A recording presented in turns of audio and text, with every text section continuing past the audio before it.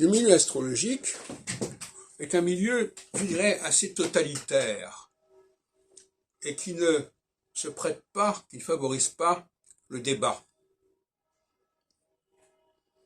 Et je dirais même qu'il est malade de cela. C'est ça qui l'empêche d'avancer et d'évoluer. Dans beaucoup de domaines, il y a un débat. Il y a des gens qui sont dans l'opposition et qui ont le droit de se faire entendre.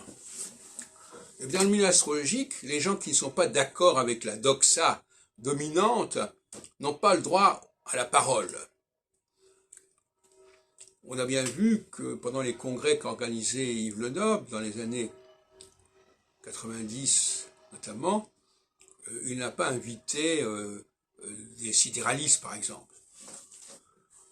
Il n'a pas invité des gens qui proposaient un autre système de maison, etc., etc.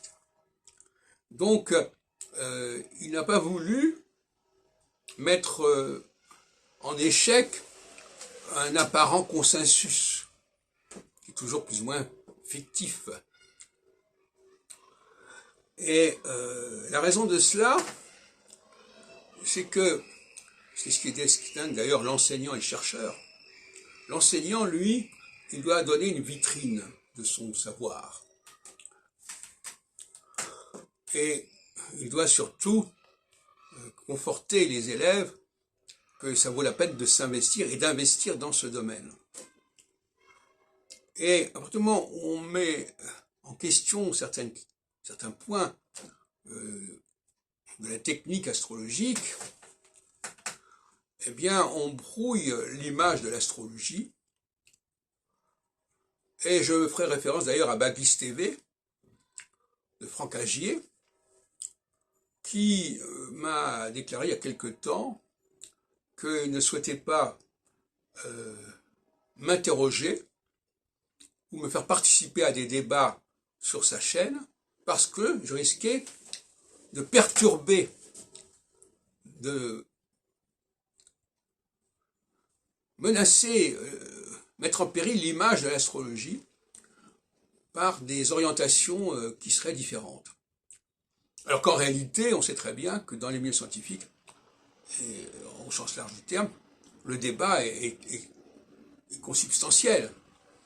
Et le débat n'a jamais porté atteinte, en tout cas au plus haut niveau, au statut d'une discipline. Au contraire.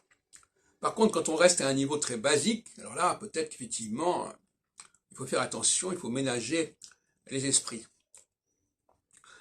Et donc, par conséquent, aujourd'hui, la grande question, c'est de laisser la parole à des gens qui posent des questions différentes, qui ont des angles de vue différents, qui ont des analyses différentes de l'astrologie, de ses moyens.